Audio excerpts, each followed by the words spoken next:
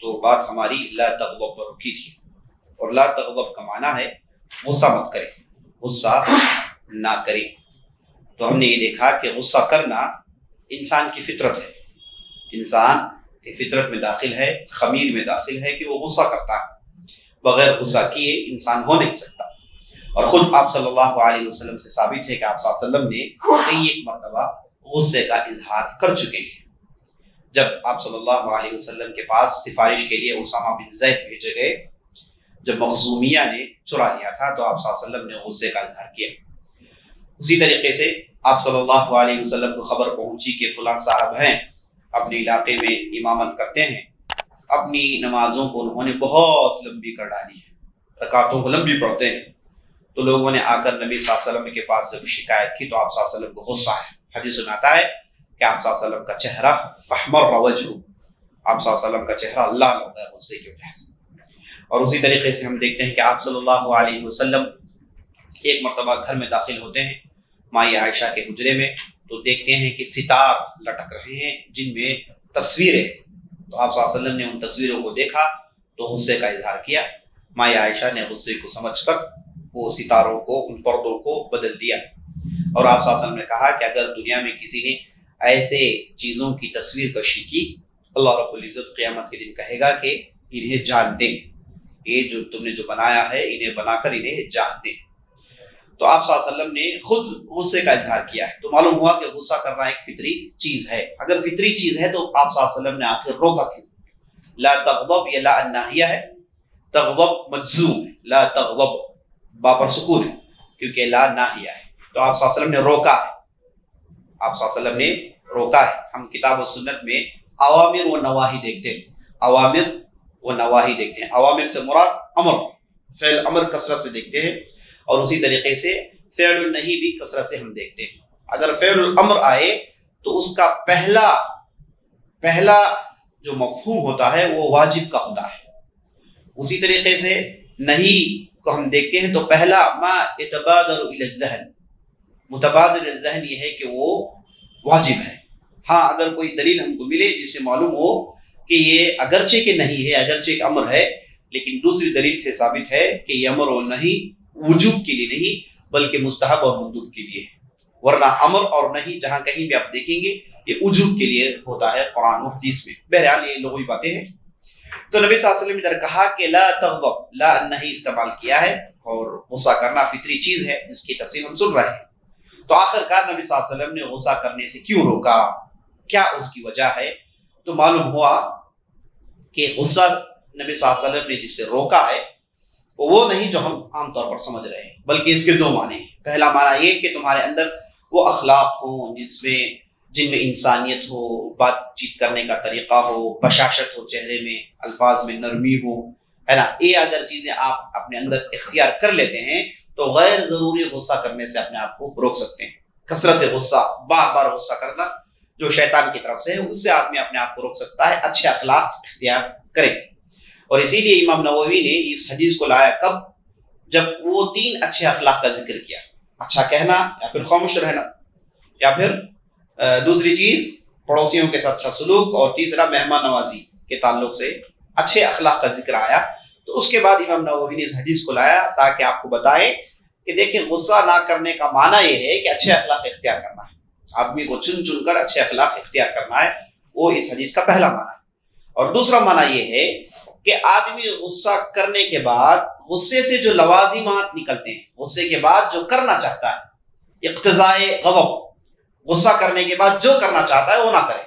غصے میں انتقام لینا چاہتا ہے نہ لے، غصے میں گالیاں بکنا چاہتا ہے نہ کریں، غصے میں کچھ دوسرا سوچتا ہے تو نہ کریں۔ غصے کی وجہ سے جو بھی باہر آتا ہے، غصے سے جو رزلٹ نکل آتا ہے ذہن میں، اس پر عمل نہ کریں، یہی معنی ہے۔ اور یہی باتیں بالکل صحیح ہیں، اہل علم نے اس کی یہی تشریح کی ہے۔ تو عزیز دوستو، یہ غصے کو کیسا دور کریں؟ آپ صلی اللہ علیہ وسلم نے غصے کو دور کرنے کے بھی ذرائع اور غصے کو دور کرنے کے حلول، سلیوشنز ہم کو آپ صلی اللہ علیہ وسلم نے سکھایا۔ پہلا سلیوشن آپ صلی اللہ علیہ وسلم نے کہا کہ آپ صلی اللہ علیہ وسلم کے مجلس میں 2 صحابہ نے آپس میں جھگڑ لیا، دونوں کو غصہ آیا اور دونوں نے آپس میں گالیاں بکنا شروع کر دی۔ تو آپ صلی اللہ علیہ وسلم نے کہا کہ انی لأعلم کلمۃ لو قالها لذهب عنه ما يجد، میں ایک ایسا جملہ جانتا ہوں اگر ان میں سے کسی نے کہہ دیا تو وہ جو جھیل رہا ہے وہ اس سے دور ہو جائے گا۔ تو نبی صلی اللہ علیہ وسلم نے کہا کہ وہ کون سا جملہ ہے؟ اعوذ باللہ من الشیطان الرجیم، اعوذ باللہ من الشیطان الرجیم۔ اگر کسی نے غصے کی حالت میں اعوذ باللہ من الشیطان الرجیم کہا تو اس کا غصہ تھم جائے گا، غصہ چلے جائے گا، کیونکہ غصہ شیطان کی طرف سے ہے۔ تو تعجب کی بات ہے کہ جب وہ جو دو افراد لڑ رہے تھے تو لوگوں نے کہا کہ تم نے نہیں سنا کہ کیا نبی صلی اللہ علیہ وسلم نے کہا ہے؟ تو وہ جو صاحب اتنے غصے میں تھے کہا کہ انی لست بمجنون، میں تو پاگل نہیں، یعنی غصے میں وہ نبی صلی اللہ علیہ وسلم کے جملے کو دہرا بھی نہیں پا رہے ہیں، اس حد تک لوگوں کو کبھی کبھار غصہ آ جاتا ہے۔ اور آدمی کبھی کبھار غصے میں ایسا بھی کر بیٹھتا ہے کہ اسے خود پتہ بھی نہیں چلتا۔ بعض لوگوں کو غصہ اتنا زیادہ آتا ہے کہ ان کا دماغ ٹھکانے لگ جاتا ہے نا، وہ ہوش و حواس سے باہر نکل جاتے ہیں، جنون کے حد تک غصہ آتا ہے۔ یہ سراپا شیطان کی طرف سے، یہ چیزیں آدمی نہ کریں، غصے میں نہ آئیں، کیونکہ غصے سے کچھ فائدہ نہیں۔ جیسے سلف الصالحین میں بعض افراد کہتے ہیں کہ ہم نے اس حدیث پر غور کیا، دیکھا نبی صلی اللہ علیہ وسلم نے ایک ہی لفظ میں پورے بات کو نچوڑ اس کا پیش کر دیا کہ غصہ نہ کریں۔ تو کہتے ہیں کہ میں بہت غور کرنے کے بعد اس موقف کو اختیار کرتا ہوں کہ غصہ کیا ہے؟ الغضب جماع الشر، یہ غصہ ہے نا، یہ شر کا جامع، تمام قسم کے شر کا مرکز ہے غصہ۔ آدمی سے جتنا بھی شر نکلتا ہے غصے کی وجہ سے نکلتا ہے، جتنا بھی وہ جھیلتا ہے، جتنی بھی پریشانیاں ہوتی ہیں سب کچھ غصے کی وجہ سے۔ تو وہ کہتے ہیں کہ بہت غور کرنے کے بعد نبی صلی اللہ علیہ وسلم کی وصیت مجھے سمجھ میں آئی کہ غصہ آدمی نہ کرے، غصے سے پرہیز کرے تو انشاءاللہ اس کے اخلاق درست ہو جائیں گے اور اس کا ہر اقدام، ہر سٹیپ کامیاب اور توفیق سے سرفراز ہوگا۔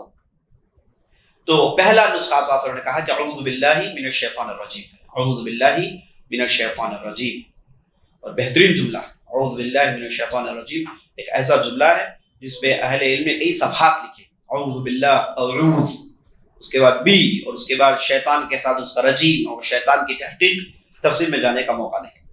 دوسری چیز، دوسرا سلیوشن اس کے لیے یہ ہے کہ جیسے بعض روایت میں آیا ہے نبی صلی اللہ علیہ وسلم نے کہا کہ اگر تم میں سے کسی کو غصہ آ جائے تو بیٹھ جائے، کھڑے ہیں تو بیٹھ جائے، بیٹھے ہیں تو لیٹ جائے۔ معنی یہ کہ آپ اپنے پوزیشن کو چینج کریں، اپنی حالت کو بدلیں۔ اسی حالت میں آدمی رہے گا تو غصے پر غصہ آتا ہی رہے گا، اور اس کے بعد وہ غصہ جانے کے لیے اس کے لیے کوئی ذریعہ نہیں رہتا۔ تو ڈائیورٹ کرے اپنے ذہن کو۔ جب بیٹھتا ہے آدمی تو اس کا ذہن ڈائیورٹ ہوتا ہے، لیٹ جاتا ہے تو آدمی کا ذہن ڈائیورٹ ہوتا ہے۔ تو آدمی ڈائیورشن کے لیے کوشش کرے، اپنے ذہن کو ادھر ادھر ملتوی کرے تاکہ وہ غصے کا جو کنسنٹریشن ہے وہ ڈائیورٹ ہو جائے، سمجھے؟ تو دوسرا سولوشن، اپنی حالت کو چینج کرے۔ اب بیٹھے ہیں، کھڑے ہیں، بیٹھنے کا موقع نہیں تو کہیں دوسرے طرف چلے جائیں، اس طرف چلے جائیں، اس طرف چلے جائیں، ہے نا، گھر سے باہر نکل جائیں، آفس میں تو آفس سے باہر نکل جائیں تھوڑی دیر کے لیے۔ کچھ نہ کچھ کر کے آدمی اپنے حالت کو چینج کریں، اس سے انشاءاللہ غصہ حل ہو سکتا ہے۔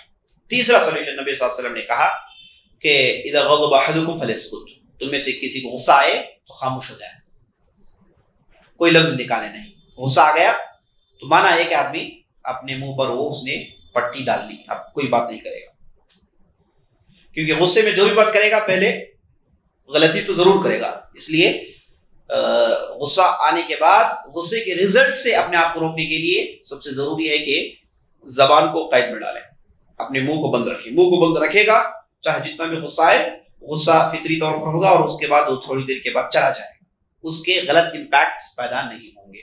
تو تیسرا سولوشن نبی صلی اللہ علیہ وسلم نے کہا کہ خاموش ہو جائیں، اپنی زبان کو بند کر لیں۔ اور چوتھا سولوشن نبی صلی اللہ علیہ وسلم نے کہا کہ غصہ شیطان سے ہے اور شیطان آگ سے ہے، اور آگ کو ٹھنڈی کرنے والی چیز پانی ہے۔ تو آدمی کیا کریں؟ غصے کی حالت میں وضو کریں۔ غصہ آ گیا تو پہلا سولوشن، دوسرا سولوشن، تیسرا سولوشن، یا پھر آخری میں چوتھا سولوشن وضو کرے آدمی۔ تو یہ چار سولوشنز نبی صلی اللہ علیہ وسلم دیتے ہیں، کہتے ہیں کہ چار میں کسی پر بھی عمل ہو جائے تو انشاءاللہ آدمی کا غصہ چلے جائے گا۔ اور دوسری حدیث میں نبی صلی اللہ علیہ وسلم کہتے ہیں کہ تم میں سے سب سے زبردست مضبوط آدمی کون ہے؟ آپ صاحب پوچھتے ہیں کہ تم میں سے زبردست مضبوط آدمی کون ہے؟ تو لوگ کہتے ہیں کہ یا رسول اللہ وہ ہے جو دوسروں کو پٹکتے ہے نا، اسی کو ہم مضبوط مانتے ہیں۔ تو نبی صلی اللہ علیہ وسلم نے کہا کہ نہیں، تم میں سے زبردست مضبوط آدمی وہ ہے جو اپنے نفس کو قابو میں رکھتا ہے، یہی سب سے زبردست آدمی ہے. پٹکنا تو ہر آدمی کر سکتا ہے نا. اللہ نے لوگوں کو مختلف اجسام دیے, بعض کو قوی اجسام ہے, بعض کے کمزور اجسام ہے, جسم مختلف ہیں, تو آدمی اپنے جسم کی طاقت کے ذریعے سے بھی پٹک سکتا ہے نا. لیکن معاملہ وہ نہیں, معاملہ یہ ہے کہ آپ غصے کی حالت میں اپنے آپ کو قابو میں رکھے. تو یہی اصل میں طاقتور ہے, یہی اصل میں دلیری ہے. آپ صلی اللہ حسن البصری سے زبردست ایک مقولہ منقول ہے جو میں بتانا سمجھتا ہوں. کہتے ہیں کہ 4 ایسے کام ہیں اسے آدمی نے, 4 ایسی حالتیں ہیں جن میں آدمی نے اپنے آپ کو کنٹرول میں رکھ لیا تو وہ شیطان کے حربوں سے بھی بچ سکتا ہے اور جہنم کی آگ سے بھی بچ سکتا ہے. 4 ایسی حالتیں, اس میں اگر آدمی نے اپنے آپ کو قابو میں رکھا شیطان کے حربوں سے بچ سکتا ہے اور جہنم کی آگ سے بچ سکتا ہے. تو کہا کہ الرغبہ والرہبہ والشہوہ والغضب, الرغبہ والرہبہ والشہوہ والغضب, یہ 4 ایسی حالتیں ہیں ان میں آدمی نے اپنے آپ کو قابو میں رکھا, اپنے نفس کو قبضے میں رکھا تو شیطان اس کے ساتھ کھیل نہیں سکتا, اس کے بعد نہ وہ جہنم میں جائے گا. پہلا رغبہ, رغبہ کا معنی کسی بھی چیز کو چاہنا, کسی بھی چیز کو حاصل کرنے کے لیے کوشش کرنا, بھائی وہ چیز مجھے مل جائے. اگر وہ چیز نہیں ملے تو اب نفس کہے گا کہ آپ کسی نہ کسی طریقے سے اسے اختیار کریں, ہے نا. ایک چیز آدمی چاہتا ہے کہ بھائی فلاں مجھے نوکری مل جائے, حلالی چیز ہے, حرام کی تو بات نہیں چلی, حلالی چیز, حلال چیز حاصل کرنے کی کوشش کر رہا ہے لیکن رکاوٹیں پیدا ہو گئی, وہ چیزیں اسے نہیں ملی, تو ایسی صورت میں آدمی فوراً اس کا نفس کیا کہتا ہے کہ تجھے حاصل کرنا ہی کرنا ہے, تجھے حاصل کرنا ہی کرنا ہے, کسی بھی طریقے سے حاصل کرنا ہی کرنا ہے. آدمی یہاں پر تقدیر بھول جاتا ہے, اس کی نصیب بھول جاتا ہے, فوراً یہ سوچتا ہے کہ اسے حاصل کرنے کے لیے کون سی راہیں میں اختیار کروں, بھئی ایسا کروں تو ایسا کروں, کوشش کرتا ہے. اس میں عام طور پر حرام ہی کو سوچتا ہے, حرام ہی کو سوچتا ہے. تو آدمی ایسے موقع پر اپنے نفس کو قابو میں رکھے, جو اسے ملا ہے کہیں الحمدللہ, حاصل کرنے کی کوشش کرے, اگر نہیں ملے تو دل برداشتہ نہ ہو, سوچیں کہ اللہ نے تقدیر میں نہیں لکھا اور اس پر صبر کرے تو انشاءاللہ اس کے بعد اسے جو رزلٹ ملنے والا ہے سب سے بہتر رزلٹ ملے گا انشاءاللہ. تو حاصل کرنے کے لیے رغبہ, اسی کو کہتے ہیں رغبہ. تو رغبت میں اپنے نفس کو کنٹرول رکھیں. نمبر 2 رہبہ, رہبہ کا معنی ڈر. کبھی کسی چیز سے ڈر آدمی کو پیدا ہو جائے تو وہ ڈر سے بچنے کے لیے مختلف راستے ڈھونڈتا ہے. مثال کے طور پر کسی نے جھوٹ کہہ دیا, لوگوں کو معلوم ہو گیا, اب لوگ اسے کارنرائز کریں گے تو آدمی چاہتا ہے کہ اسے بچ جائے, ڈر کی وجہ سے کہیں نہ ادھر کی باتیں ادھر کی باتیں, اس کو پھنسائے اس کو پھنسائے, اس کو لائے سبجیکٹ, اس کو سبجیکٹ ملائے, چاہتا ہے کہ خود اپنے آپ کو بچائے. ڈر کی وجہ سے بہت ساری غلطیاں ہوتی ہیں اور کتنے سارے ایسے لوگ ہم نے دیکھا, اچھا خاص آدمی ہے لیکن ڈر کی وجہ سے ایسے غلطیاں کر بیٹھتا ہے جو اسے کرنا نہیں چاہیے. تو آدمی ڈر کی وجہ سے ایسے راستے ڈھونڈتا ہے جو عام طور پہ حرام ہوتی ہے, اور آدمی کو چاہیے کہ ایسے موقع میں اپنے نفس کو کنٹرول میں رکھے. ہاں صحیح بات ہے, پھنس گئے ہیں, ڈر گئے ہیں, غلطی ہو گئی, اب اسے جھیلے, آنے والی چیز کو فیس کرے, غلطی خود کی ہے, جھیلے, اور انشاءاللہ اس میں ہو سکتا ہے تھوڑی دیر کے لیے تکلیف ہو لیکن لانگ لاسٹنگ اس کے لیے پیس اور ٹرانکولیٹی ملنے والی ہے انشاءاللہ. تو رہبہ خوف. تیسری چیز شہوہ. شہوہ مطلب شہوت, خواہشات, نفسی خواہشات. یہ نفسی خواہشات بھی سب سے ایک مضبوط چیز ہے جو آدمی کو حرام کی طرف لے جاتی ہے. تو آدمی یہ نفسی خواہشات کو قابو میں رکھے, اور شریعت نے ہمیں بہت ساری باتیں سکھائی, ان میں سے بعض باتیں انشاءاللہ آنے والی ہیں. تو ایسے نفس کو, شہوت کو کیسے قابو میں رکھے, اور اسے حلال غذا کیسے دے اور حرام غذاؤں سے اسے کیسے روکے, شریعت سمجھاتی ہے. تو شریعت کی روح پر چل کر, شریعت کے راستے پر چل کر آدمی شہوت کو اپنے قابو میں رکھے, اسے کنٹرول میں رکھے. شہوت نہ کہ صرف نفسانی شہوت ہے, کھانے پینے کی بھی شہوت ہے نا, مال کمانے کی شہوت ہے, شہرت کی شہوت ہے, نام کی شہرت ہے, نام کی شہوت ہے. تو بہرحال ایسے شہوتوں سے آدمی اپنے آپ کو بچائے, اپنے نفس کو قابو میں رکھے گا تو انشاءاللہ شیطان اس پر کھیل نہیں سکتا. اور چوتھی چیز غضب, جس کی تفسیر ہم سن رہے ہیں, غصہ, غیظ و غضب. غصہ, آدمی غصے میں اپنے آپ کو قابو میں رکھے, نہ غصے میں جو چاہے آدمی نہ بکے, غصے میں جیسے چاہے زبان نہ چلائے, غصے میں جیسے چاہے اقدام نہ اٹھائے, تو غصے کو اپنے قابو میں رکھے. تو یہ 4 کام ہیں اگر آدمی نے ان کاموں میں اپنے نفس کو قابو میں رکھا، کنٹرول میں رکھا، تو انشاءاللہ شیطان کے حربوں سے بچ جائے گا اور جہنم سے بھی بچ جائے گا۔ اسی طریقے سے غضب آدمی کو آ جائے تو خطرناک غلطیاں کر بیٹھتا ہے۔ حدیث میں آپ صلی اللہ علیہ وسلم کہتے ہیں کہ بنی اسرائیل میں بعض افراد ایسے تھے جو اچھائی کا حکم دیتے تھے، برائی سے روکتے تھے۔ تو ایک صاحب تھے جو اپنے ساتھی کے لیے اصلاحی کام کر رہے تھے، تربیت کر رہے تھے، تو جب بھی دیکھے کہ ان کا ساتھی حرام میں ہے تو نصیحت کرتے، سمجھاتے، کہتے ہیں کہ ایسا نہ کرے، ایسا نہ کرے۔ تو ایک بار سمجھایا، 2 بار سمجھایا، 3 بار سمجھایا، جب بھی دیکھتے ہیں صاحب کو وہ وہی برائی میں پڑے ہوئے ہیں، تو چوتھی مرتبہ انہیں غصہ آ جاتا ہے، کہتے ہیں کہ اللہ کی قسم اللہ تمہیں معاف نہیں کرے گا۔ یعنی اتنا غصہ آیا، حالانکہ غصہ آنے کا سبب صحیح تھا، لیکن غصے کا رزلٹ کیا نکلایا کہ انہوں نے غصے میں ایسی غلطی کو کہہ دیا، ایسی چیز کو بک دیا جو بکنا نہیں چاہیے۔ کہ کون اللہ کی قسم اٹھا کر یہ کہے کہ اللہ کو معاف نہ کرے؟ ہو نہیں سکتا، اللہ معاف کرنا چاہتا ہے، اللہ کی قسم اللہ نہیں معاف کرے گا۔ کس نے حق دیا آپ کو؟ اسی لیے حدیث میں آتا ہے من ذا الذی یتعلی علی، اللہ کہتا ہے کہ کون ہے بھائی میرے معاملات میں قسم اٹھائے، میں جسے چاہے معاف کرتا ہوں، جسے چاہے معاف نہیں کرتا، یہ میری مرضی ہے۔ بندوں کو جائز نہیں کہ مجھ پر قسم اٹھا کر مجھے قید کرنے کی کوشش کریں، ایسا تو بندوں کے لیے جائز نہیں۔ تو اس حدیث میں جو ہم کو محل شاہد ہے، جو ہم سمجھنا چاہتے ہیں، وہ ہے کہ غصے میں آدمی کبھی کبھار ایسے جملے بک دیتا ہے جو انتہائی خطرناک ہوتے ہیں۔ کبھی کبھار خوشی میں آدمی غلطی کر بیٹھتا ہے، اس کے ریزلٹس اچھے ہی ہوتے ہیں۔ حدیث میں جیسے آیا کہ ایک آدمی خوشی کے مارے کیا کہہ دیا کہ اے اللہ تو میرا بندہ ہے، میں تیرا رب ہوں، ہے نا، وہ حدیث مشہور ہے۔ تو خوشی کے مارے اس نے کیا، غصے کے مارے نہیں، لیکن اس کے ریزلٹس اچھے ہی نکل آتے ہیں ہمیشہ۔ لیکن غصے کے مارے آدمی غلط الفاظ کہتا ہے تو اس کے ریزلٹ ہمیشہ خطرناک ہوتے ہیں، کیونکہ غصہ شیطان کی طرف سے ہے۔ اور اسی طریقے سے دوسری مثال جو ہم کو ملتی ہے کہ ایک مرتبہ آپ صلی اللہ علیہ وسلم کے ساتھ قافلہ سفر کر رہا تھا، مرد تھے، عورتیں تھیں۔ تو ہوا یہ کہ ایک عورت اپنے جانور پر بیٹھی رہی، غالباً گدھا تھا، تو گدھے کو ہانکنے کی کوشش کر رہی تھی، لیکن گدھا نہیں جا رہا تھا۔ تو اس عورت نے غصے کے مارے کہا لعنہ اللہ، اللہ اس گدھے پر لعنت بھیجے۔ تو نبی صلی اللہ علیہ وسلم کے کان میں جملہ پڑا، تو نبی صلی اللہ علیہ وسلم پلٹ کر کہا کہ فوراً اس گدھے کو چھوڑ کر اتر جاؤ، ساز و سامان لے لو، اس جانور کو چھوڑ دو، یہ جانور ہمارے ساتھ نہیں چلے گا۔ صحابہ نے کہا یا رسول اللہ وہ کیوں؟ کہا کہ اس عورت نے لعنت بھیج دیا ہے، لعنت والی چیز ہمارے ساتھ کیسے چل سکتی ہے؟ لعنت والی چیز ہمارے ساتھ رہ نہیں سکتی۔ تو آپ صلی اللہ علیہ وسلم نے اس عورت کو بطور پنشمنٹ، ہے نا، کہا کہ تم ساز و سامان نکالو، اس جانور کو چھوڑ دو، اب تم کسی کا دوسروں کا سہارا لو، اب تمہارے لیے جانور نہیں ہے، تمہیں جانور پر لعنت بھیجی ہے، اب یہ لعنت کے ساتھ کہاں سے چلو گی؟ چل نہیں سکتی۔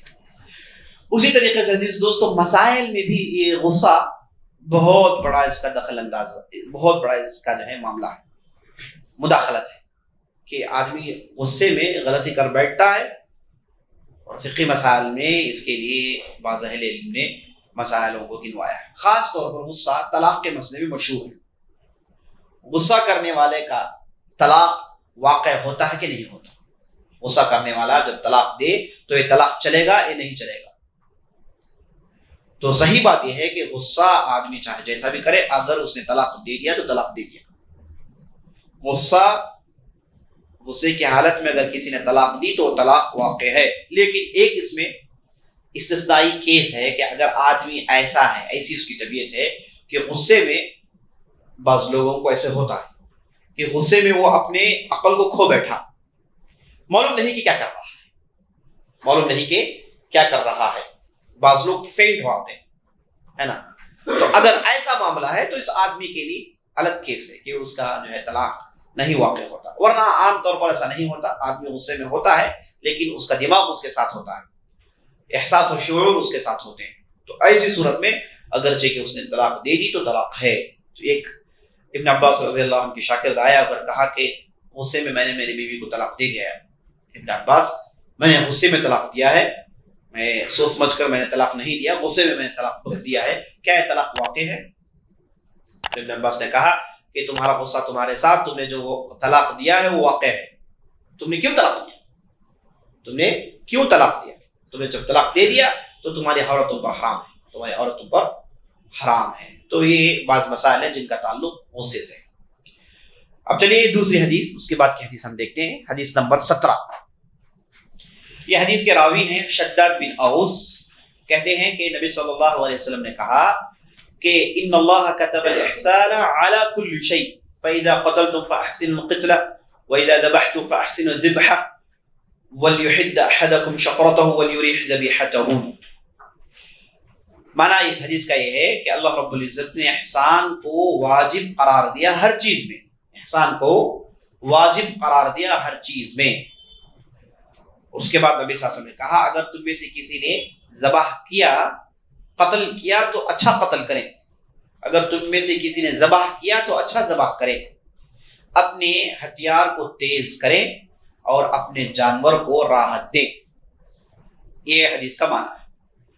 سب سے پہلے یہ راوی جن کا نام شداد بن اوس تھا، یہ انصاری تھے، یہ اوس بن ثابت کے لڑکے تھے جن کا نام تھا شداد۔ اوس بن ثابت حسان بن ثابت کے بھائی تھے، حسان بن ثابت رضی اللہ عنہ جو شاعر اور رسول کے نام سے مشہور ہیں، ان کے بھائی تھے اوس بن ثابت۔ اوس بن ثابت آپ صلی اللہ علیہ وسلم کے چہیتے صحابہ میں سے ہیں، اور بدر کی لڑائی میں انہوں نے داد شجاعت دی اور احد کے میدان میں شہید کر دیے گئے رضی اللہ عنہ۔ تو یہ ان کے فرزند ہیں شداد بن اوس۔ یہ ان کے تعلق سے زیادہ تفصیل نہیں ملتی، یہ ان کے تعلق سے ابو الدرداء کا ایک قول ملتا ہے کہ شداد بن اوس فقیہ الامہ، اس امت کے فقیہ ہیں، یعنی اللہ رب العزت نے انہیں علم سے، ہنر سے اور بردباری سے، صبر سے نوازا تھا۔ یہ مشہور تھے اپنے علم اور بردباری کی وجہ سے، یعنی صبر کی وجہ سے، علم کی وجہ سے۔ اور اتنا ہی ان کے تعلق سے آیا ہے، یہ معلوم ہوتا ہے کہ 58 ہجری میں ان کی وفات ہوئی۔ اس وقت لگ بھگ ان کی عمر 90 سال کی تھی، اس وقت ان کی عمر لگ بھگ 90 سال کی تھی۔ بعض حدیثوں میں دور دور سے ان کا اشارہ بھی ملتا ہے۔ تو یہ مختصر تعارف ہے شداد بن اوس رضی اللہ عنہ کے تعلق سے۔ تو حدیث کا معنی ان اللہ کتب الاحسان علی کل شیء، ان اللہ کتب الاحسان علی کل شیء۔ یہ جو انا ہے یہ مبتدا میں آتا ہے، مبتدا کو نصب دیتا ہے۔ انا ہم عام طور پر لوگ ہیں نا تحقیق کے بلا شبہ انگلش میں سرٹائنلی، ویریلی ترجمہ کرتے ہیں، لیکن یہ انا کا ہے نا بعض جگہ ترجمہ نہیں ہو سکتا، اور یہ انا کا استعمال ویسے نہیں جیسے لوگ آپ جیسے چاہے استعمال نہیں کر سکتے۔ بعض لوگ ہیں لکھے جب چاہے انا ڈالتے جاتے ہیں، اپنی مرضی نہیں ہے کہ انا جب چاہے آپ ڈال لیں، ہے نا۔ انا کے لیے شروط ہیں، انا آدمی استعمال کرے اس کے لیے شروط ہیں، اور یہ شروط جاننے کے لیے آپ کو علم البلاغہ پڑھنا پڑے گا۔ علم البلاغہ میں یہ الفاظ کیسے استعمال کریں، یہی خوبی ہے علم البلاغہ کی۔ آدمی نحو صرف پڑھنے کے بعد علم البلاغہ پڑھتا ہے تو ہی اس کا علم لغہ میں مکمل مانا جاتا ہے۔ علم البلاغہ میں آدمی کو الفاظ کہاں استعمال کریں، نحو صرف میں کیسے استعمال کریں سکھایا جاتا ہے، اس کے احکامات، اس کے کنڈیشنز، اس کے رولز سکھائے جاتے ہیں۔ لیکن علم البلاغہ میں یہ آپ کے پاس ٹولز ہیں، اسے کب استعمال کریں، اپنے بات میں زور کب پیدا کریں، اور اپنے بات کو کیسے بہتر انداز سے پیش کریں، کب لمبی بات پیش کریں، کب مختصر پیش کریں، ہے نا۔ اور علم البلاغہ میں شعر و شاعری کے تعلق سے بھی بہت ساری تفصیلیں ملتی ہیں، جس سے آدمی کا علم زبان میں پختہ ہوتا ہے۔ اور جو آدمی شعر و شاعری سے شغف نہیں رکھتا، جاہلیت کے اشعار سے اگر شغف نہیں رکھتا، تو وہ قرآن سے مزہ نہیں لے سکتا۔ قرآن سے مزہ لینے کے لیے آدمی کو جاہلیت کے اشعار، جاہلیت کی زبان میں زبان پر عبور ہو، اس کا اچھا خاصا ذوق ہو، اس کے مفردات اور اس کے استعمالات اسالیب سے واقف ہو، تو قرآن میں اصل مزہ آئے گا، ہے نا۔ لوگ عام طور پر کہتے ہیں کہ ہے نا قرآن کی عربی، قرآن کی عربی، کون سی قرآن کی عربی بھائی، یہی تو عربی جو آپ پڑھتے ہیں، ہے نا۔ ہم آئیے ہم آپ کو 40 دن میں قرآن کی عربی 10 دن میں سکھاتے ہیں، ہے نا۔ ہم کو تعجب ہوتا ہے کہ یہ دعوے ہیں، بس ایسا تو ہوتا نہیں ہے۔ آدمی نحو صرف کے ساتھ علم البلاغہ پڑھے تو ہی وہ عربی زبان کو سیکھ سکتا ہے۔ اور اس کے بعد ہمارے معاشرے میں ایک ورڈ ٹو ورڈ کا ایک غلغلہ شروع ہو چکا ہے، اب لوگ اس کے پیچھے جا رہے ہیں، جائیں الحمدللہ کوئی معاملہ نہیں، لیکن آپ اسی کو یہ نہ سمجھیں کہ مکمل ہے۔ بعض لوگوں نے کورس پڑھ لیا، کہا کہ الحمدللہ ختم، قرآن ہم نے سمجھ لیا، جو سمجھنا ہے ہم نے سمجھ لیا۔ ہم کہیں گے کہ آپ نے 0.5% بھی نہیں سمجھا ہے نا۔ اور بہت سارے لوگوں کو میں پوچھتا ہوں تو ان کے وہ معنی بھی معلوم نہیں ہے نا، انگریزی میں ترجمہ پڑھا دیتے ہیں اور کہتے ہیں کہ یہ فلان چیز ہے، فلان چیز ہے۔ بہرحال بات ہماری چل رہی تھی انا پر۔ تو انا کے مختلف استعمالات ہیں۔ عام طور پر انا اس وقت استعمال کرتے ہیں کہ آدمی جب آپ کا کلام سن رہا ہے تو آپ کو شک ہے کہ آپ کے کلام سننے کے بعد آپ کے کلام پر اعتراض کرے گا، آپ کے کلام پر اعتراض کرے گا، یعنی آپ جب بات کر رہے ہیں سننے والا سن رہا ہے اور آپ کی اس بات پر ضرور اعتراض کرے گا، آپ کو دل میں شبہ ہے، شک ہے، یا پھر آپ محسوس کر رہے ہیں، تو ایسی صورت میں آپ انا ڈال کر کے انا استعمال کریں گے، تو ایسے ہی مطلقاً استعمال نہیں ہوتا۔ ان اللہ کتب الاحسان علی کل شیء، اللہ رب العزت نے احسان کو ہر چیز پہ واجب قرار دیا۔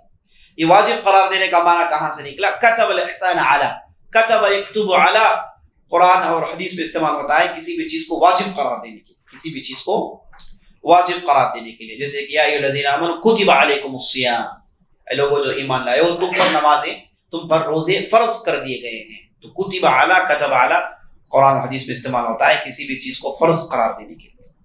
تو اس حدیث کا معنی یہ آئے گا کہ احسان کو اللہ رب العزت نے فرض قرار دیا، احسان کو اللہ رب العزت نے فرض قرار دیا۔ تو اس سے بات معلوم ہوئی کہ احسان کے جیسے ہم بار بار سنتے آئے ہیں کہ دو درجے ہیں، ایک ہے واجب کا درجہ، ایک ہے مستحب کا درجہ۔ تو یہاں پر واجب کا جو درجہ ہے اسے کرنا ہی کرنا ہے، اسے کرنا ہی کرنا ہے، البتہ مستحب کا ایک درجہ ہے جسے آپ کریں گے تو زیادہ آپ کے لیے بہتری ہے، اور وہ جو مستحب کا جو درجہ ہے اسی کو مقام المشاہدہ کہتے ہیں، اسی کو مقام المشاہدہ کہتے ہیں۔ اس کی تفصیل ہم نے سن لی۔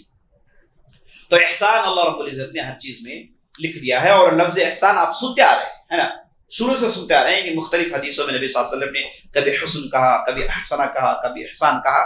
تو معنی یہ کہ شریعت میں ہمیشہ آپ کو پرفیکشن بہت ضروری ہے، آپ ہر کام کو بہتر انداز سے کریں، ہر کام کو اچھے انداز سے کریں، اس کے واجب کو ادا کریں۔ بہرحال ان اللہ کتب الاحسان علی کل شیء فاذا قتلتم فاحسنوا القتلہ، اگر تم قتل کرو تو بہتر انداز سے قتل کرو، فاذا قتلتم فاحسنوا القتلہ، اذا شرطیہ ہے، امر ہونے کی وجہ سے وجوباً داخل ہوا ہے، فاحسنوا القتلہ۔ القتلہ کیوں کہا گیا ہے؟ فعلہ کا وزن ہے، یہ فعلہ کا وزن عربی زبان میں استعمال ہوتا ہے ہیئت بتانے کے لیے، آدمی کی پوزیشن بتانے کے لیے۔ آپ نے قتل کیا، اسے کہیں گے قتل، ہے نا، آپ جب قتل کر رہے ہیں یہ قتل کی پوزیشن کو بتانے کے لیے فعلہ کا وزن استعمال ہوتا ہے۔ دیکھیے سبحان اللہ، فعلہ قتلہ کہیں گے قتل کرنے کا پوزیشن۔ تو جب آپ قتل کریں تو آپ اس حالت میں احسان کو اختیار کریں، اگر آپ ذبح کریں تو اس حالت میں ذبح کو اچھے انداز میں احسان کا مرتبہ اختیار کریں۔ تو یہ معنی کہاں سے ملا؟ قتلہ اور ذبح سے ملا، جبکہ قتلہ ذبح کہہ سکتے ہیں عربی زبان میں، لیکن جب قتلہ اور ذبح کہا گیا ہے اس روایت میں، اس حیت کو بتانے کے لیے نبی صلی اللہ علیہ وسلم نے اس لفظ کا استعمال کیا ہے۔ تو اسی احسان کو نبی صلی اللہ علیہ وسلم سمجھا رہے ہیں، کہہ رہے ہیں کہ دیکھو بھائی، قتل کرو تو بھی اس میں بھی احسان ہے، ذبح کرو تو بھی اس میں احسان ہے۔ اور اللہ رب العزت نے قرآن میں کہا فَضَرْبَ الْأَعْنَاقِ فَضْرِبُوا مِنْهُمْ كُلَّ بَنَانٍ، اللہ نے قرآن میں کہا کہ جب آپ قتل کرنا چاہتے ہیں تو قتل کہاں کریں؟ گردنوں میں ماریں، فَضَرْبَ الْأَعْنَاقِ گردنوں میں ماریں، اور مارنا چاہیں تو ہاتھوں میں ماریں، ہے نا۔ اب قتل کرنا چاہیں تو اس کے لیے صحیح طریقہ ہے کہ آپ بے دخل قتل مت کریں، آپ کا مار اوجھا نہ پڑے، آپ کا مار صحیح ڈھنگ سے پڑے اور مرنے والا فوراً مر جائے، تکلیف اس میں بھی نہیں دینی چاہیے۔ تو اسی لیے نبی صلی اللہ علیہ وسلم نے کہا کہ قتل کرو تو بھی بہتر انداز سے قتل کرو۔ اب نبی صلی اللہ علیہ وسلم جب قتل کا ذکر کیے ہیں تو کس چیز کو مراد دے رہے ہیں؟ یعنی کون سی چیز کو آپ صلی اللہ علیہ وسلم نے مراد لیا ہے، کس تعلق سے قتل کا ذکر کر رہے ہیں؟ تو قتل ہم جانتے ہیں کہ اسلام میں دو چیزوں کے لیے، ایک ہے قصاص، دوسرا ارتداد۔ ایک ہے قصاص، دوسرا ارتداد، جہاں پر ہے نا قتل کرتے ہیں، ورنہ رجم تو ہم جانتے ہیں، رجم تو قتل نہیں ہے، اسے سنسار کیا جاتا ہے، پتھروں کو مار مار کے آدمی کو ختم کیا جاتا ہے۔ تو قتل ایک ہے ارتداد کی وجہ سے یا تو پھر قصاص کی وجہ سے۔ تو دونوں حالت میں قتل اچھے انداز سے کریں، قتل اچھے انداز سے کریں۔ بعض روایتوں میں آتا ہے کہ لا قود الا بالسیف، اگر آپ قصاص لینا چاہیں، کسی کو قتل کرنا چاہیں تو تلوار سے کریں، ہے نا، تلوار سے۔ معنی کیا ہے کہ آپ خنجروں کے ذریعے سے، دوسرے ذریعے سے اذیت نہ پہنچائیں، نہ معاملے کو اچھے انداز سے تمام کریں، معاملے کو اچھے انداز سے ختم کریں، تو تلوار استعمال کریں اور ایک ہی مار میں معاملے کو تمام کریں۔ یہ معنی نبی صلی اللہ علیہ وسلم کے جملے سے معلوم ہو رہا ہے۔ اچھا، اب یہاں پر دو مسئلوں کے تعلق سے اہل علم نے اختلاف کیا. ایک ہے مسلح، ایک ہے مسلح. مسلح کہتے ہیں ناک کو کاٹنا، آنکھوں کو کاٹنا، ہونٹوں کو کاٹنا، یعنی ناش کے ساتھ بدسلوکی کرنا، یا پھر مارنے سے پہلے بدسلوکی کریں اور اس کے بعد آدمی کو مارو. اسے کہتے ہیں مسلح. مسلح اسے کہتے ہیں مسلح. مسلح یمثل تمثیلا، اس کا اسم مصدر آتا ہے مسلح. ایک ہے تحریق، جلانا. بعض روایتوں سے معلوم ہوتا ہے کہ بعض افرادوں کو جلایا گیا. علی بن ابی طالب سے معلوم ہوتا ہے کہ انہوں نے بعض خوارج کے لوگوں کو جلایا ہے. تو جلانے کے تعلق سے اہل علم اختلاف کیا. مسلح کرنا، جلانا، یہ دو قتل میں شامل ہے، قتل کے اقسام میں سے. قتل کرنا تو ہم نے سن لیا کہ قتل کا تلوار سے آدمی قتل کرے گا، لیکن کیا اگر کسی نے کسی کو مسلح کیا اور اسے جان سے مار دیا، کیا ہم قصاصاً اس کے ساتھ بھی مسلح کریں گے یا نہیں کریں گے؟ امام ابو حنیفہ وغیرہ نے کہا کہ نہیں کریں گے. آپ صرف قتل کریں گے. اس نے مسلح کیا نہیں کیا، اللہ کے پاس جواب ہے. آپ کو حکم ہے کہ قتل کریں اور آپ تلوار سے مار ماریے، معاملہ ختم. لیکن امام مالک، امام احمد بن حنبل اور امام شافعی کہتے ہیں کہ نہیں، قصاص میں کیا ہے کہ جیسے اس نے قتل کیا ہے ویسے ہی قتل کرنا چاہیے. اگر اس نے مسلح کیا مارنے سے پہلے، ہے نا، ناک کاٹا، ہاتھ کاٹا، پیر کاٹا، اور اس کے بعد اس نے قتل کیا، تو ہم بھی اس کے ساتھ وہی سلوک کریں گے، اور یہی بات صحیح ہے. اس کی دلیل ملتی ہے آپ صلی اللہ علیہ وسلم کے زمانے میں ایک یہودی نے اپنی لونڈی کو اس کے مال کی وجہ سے کیا کیا؟ قتل کیا. اور کیسے قتل کیا؟ اس نے، ظالم نے اس لڑکی کو، اس لونڈی کو اس نے دو پتھروں کے درمیان اس کے سر کو اس نے کوٹ دیا. اس کے بعد اس نے کنویں میں پھینک دیا. تو نبی صلی اللہ علیہ وسلم کو علم ہوا، تو نبی صلی اللہ علیہ وسلم نے کہا کہ اسے پکڑ لاؤ، اور حکم ہوا کہ اس کے سر کو بھی کچلا جائے، ہے نا. دو پتھروں کے درمیان اس کے سر کو کچلا گیا اور اسے بھی پھینک دیا گیا. تو نبی صلی اللہ علیہ وسلم نے کیا کیا؟ جیسے اس نے سلوک کیا ویسے ہی نبی صلی اللہ علیہ وسلم نے بدلے میں سلوک کیا ہے، اور یہی بات صحیح ہے، یہی بات صحیح ہے. لیکن اگر اس نے مسلح نہیں کیا ہے، ایسے ہی قتل کیا، تو بدلے میں اسے قتل کیا جائے گا. اور اسی طریقے سے یہ قتل جیسے آپ نے سنا کہ کفر کی وجہ سے قتل، کفر کی وجہ سے قتل. تو جب آدمی کفر کرتا ہے، یعنی ارتداد کرتا ہے، تو اس سے پہلے ضرور کچھ غلطی کرتا ہے. یہ عام طور پر کچھ غلطی کی بنیاد پر ارتداد ہوتا ہے نا. یا پھر اس کے عقیدے میں بگاڑ پیدا ہو جائے، یا تو پھر وہ اپنے مفاد کے لیے کچھ کرتا ہے اور اس کے بعد ارتداد کرتا ہے. تو جب اس نے کفر کی وجہ سے ارتداد کیا، تو اس دوران اگر کسی کو اس نے قتل کیا ہے، مسلح کیا ہے، تو اس کے ساتھ مسلح کیا جائے گا. اور اس کی دلیل ملتی ہے، جیسے قبیلے عرینا کے تعلق سے آتا ہے کہ جب مدینہ آئے تو ان کے جسموں میں کچھ الرجی جیسا ہو گیا تھا. تو نبی صلی اللہ علیہ وسلم نے کہا کہ چلو تم لوگ مدینے کے باہر جاؤ، وہاں پر بیت المال کے اونٹ ہیں، اس کا دودھ پیو اور اس کا پیشاب پیو، تاکہ یہ تمہارے پاس جو ہے یہ چلے جائے. تو یہ لوگ گئے ادھر، حالانکہ مسلمان ہو گئے تھے، ادھر گئے اور ادھر رہے، پیے، اور جب درست ہو گئے تو وہاں پر ایک صحابی تھے جن کا نام تھا یسار النوبی. بہت ہی زبردست صحابی تھے. انہیں نبی صلی اللہ علیہ وسلم نے دیکھ بھال کے لیے چھوڑا تھا. اب یہ ظالموں نے کیا کیا کہ جب ان کے پیٹ بھر گئے تو انہیں حرام سوچی، کفر کیے، اور اس کے بعد انہوں نے صحابی کو قتل کر دیا، اور قتل بھی بڑے بدترین انداز سے کیا. تیروں کو لیا اور ان کے حلق میں ٹھونس دیا، ان کے آنکھوں کو انہوں نے پھوڑ دیا، اور بڑے بدترین انداز سے ان کی جیب کو انہوں نے کاٹا، اور اس کے بعد انہیں قتل کر دیا. تو جب نبی صلی اللہ علیہ وسلم کو خبر پہنچی تو نبی صلی اللہ علیہ وسلم نے فوراً صحابہ کو بھیجا. حالانکہ نکل گئے تھے، نکل کر بہت دور چلے گئے، ایک دن کا فاصلہ انہوں نے طے کر لیا، لیکن نبی صلی اللہ علیہ وسلم کے صحابہ کیا ہے، بجلی کے مانند پہنچے، اور انہیں ایک دن کے فاصلے کو بڑے اچھے انداز سے طے کیا، اور اس کے بعد پکڑ لیا انہیں، اور اس کے بعد نبی صلی اللہ علیہ وسلم کے پاس لایا. تو نبی صلی اللہ علیہ وسلم نے کہا کہ سب کے ساتھ وہی سلوک ہونا چاہیے جو میرے چہیتے صحابی یسار نوبی کے ساتھ. تو ان کے ساتھ ان کے آنکھوں کو پھوڑا گیا، ان کے ہاتھوں کو کاٹا گیا، اور انہیں ایسے ہی چھوڑ دیا گیا. اس کے بعد وہ تڑپ تڑپ کر مر گئے. تو جیسا آدمی کفر کے دوران سلوک کرے یا پھر بغیر کفر کے حالت میں سلوک کرے، بہرحال اگر اس نے مسلح کیا تو اس کے بدلے مسلح کریں گے. اس نے مسلح کیا تو اس کے بدلے مسلح کریں گے. اب ناش پر مسلح کرتے ہیں. ایک ہے مرنے سے پہلے مسلح کرنا، ہے نا، جیسے آپ سنیں مر گیا آدمی، اس کے ناش کے ساتھ مسلح کرنا. یہ جاہلیت کا طریقہ ہے، ہم مسلمان نہیں کرتے اس، کیونکہ آدمی مرنے کے بعد کیا ہے، آدمی مر گیا تو اس کے بعد آپ اسے کاٹیے، اسے چمڑی اس کے ادھیڑیے، کچھ بھی ہونے والا نہیں. تو بات ہماری چل رہی ہے مرنے سے پہلے. مرنے سے پہلے جیسا مسلح کیا جائے گا ویسے ہی بدلے میں اس کا مسئلہ کیا جائے گا۔ اب رہی بات جلانے کی، علی بن ابی طالب رضی اللہ عنہ ثابت ہے کہ انہوں نے بعض خوارج کو جلایا۔ ابن عباس نے شدید نکیر سنائی کہ کہا کہ نہیں جلانا چاہیے۔ علی بن ابی طالب نے کے تعلق سے آتا ہے بعض لوگوں نے کہا کہ انہوں نے جلایا نہیں بلکہ ایک ایسی جگہ رکھ کر انہیں بھانپ دیا گیا جس کی وجہ سے وہ لوگ مر گئے۔ اور بہرحال علی بن ابی طالب نے اس پر عمل کیا اور ان کی دلیل یہ تھی کہ یہ ایسے ظالم ہیں کہ انہیں سے ہی کرنا چاہیے، تو اس وجہ سے میں نے کیا۔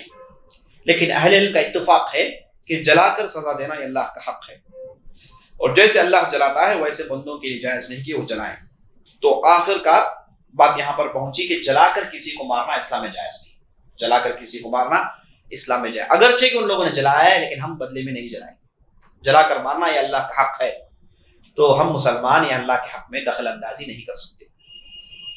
یہاں تک کہ جانوروں کو جلانے سے بھی نبی صلی اللہ علیہ وسلم نے روکا ہے، یہاں تک کہ چونٹیوں کو جلانے سے بھی نبی صلی اللہ علیہ وسلم نے روکا ہے۔ تو آدمی کو بہتر ہے کہ نہ جلائیں، بہتر ہے کہ نہ جلائیں۔ یہاں پر فقہا نے کہا کہ بعض ایسے جانور ہیں جن کے جسموں میں خون نہیں ہوتا، بعض ایسے جانور ہیں جن کے جسموں میں خون ہوتا ہے، تو جن کے جسموں میں خون ہوتا ہے انہیں جلانے پر نہیں جلانے پر اتفاق ہے، نہیں جلانا چاہیے۔ بعض ایسے جیسے آپ کیڑے مکوڑے ہو گئے، جیسے مچھر ہو گیا، چونٹیاں ہو گئی، اگر آپ ہے نا وقتی طور پر انہیں اپنے گھر سے دور کرنے کے لیے، ان کے اذیت سے دور ہونے کے لیے اگر آپ جلا رہے ہیں تو اس میں کوئی حرج نہیں۔ اگر چھوڑنا بہتر ہے، چھوڑنا بہتر ہے، وہ جلانے کے بغیر اگر آپ کے پاس کوئی دوسرا دوائی وغیرہ ہے اسے استعمال کر کے اسے دور کرنے کی کوشش کریں، جلانے سے پرہیز کریں، جلانے سے پرہیز کریں۔ عام طور پر ہمارے معاشرے میں مچھروں کے لیے وہ بیٹ استعمال کرتے ہیں، شاک دے کر مارتے ہیں، انشاءاللہ کوئی حرج نہیں، حرام تو نہیں کہیں گے، کیونکہ مچھروں کا آپ جو بھی رکھیے وہ ریزسٹنس آف پاور پیدا کر لیتے ہیں۔ آپ وہ فلاں رکھیے، وہ 2 دن کے بعد پھر اسے بھی ہے نا جھیلنے کی طاقت ان کے اندر پیدا ہو جاتی ہے۔ تو جہاں تک ان کے جسموں میں خون نہیں تو اہل علم نے جائز قرار دیا، لیکن افضل یہ ہے کہ آدمی جلانے سے پرہیز کرے۔ تو یہ 2 مسئلے ہیں قتل کے متعلق، مصلح اور تحریق، یہ دونوں جائز ہیں، اس کی تفصیل ہم نے سن لی۔ اور اس کے بعد فَإِذَا ذَبَحْتُمْ فَأَحْسِنُوا الذِّبْحَ، اگر آپ ذبح کرنا چاہتے ہیں تو اچھے انداز سے ذبح کریں۔ ذبح کرنا چاہتے ہیں کیسے اچھے انداز سے کریں، کیا معنی اچھے انداز سے کرنا؟ تو نبی صلی اللہ علیہ وسلم نے اس حدیث کے بعد کہا فَلْيُحِدْ أَحَدُكُمْ شَفْرَتَهُ، اپنے ہتھیار کو، شفرہ کہتے ہیں ہر وہ ویپن جس کے ذریعے سے آدمی کاٹتا ہے، شفرہ، اس کی جمع کی ہے شفا، سکین، سکاکین، خنجر، خناجر، یعنی ہر وہ چیز جسے آدمی ذبح کرتا ہے اسے کہتے ہیں شفرہ۔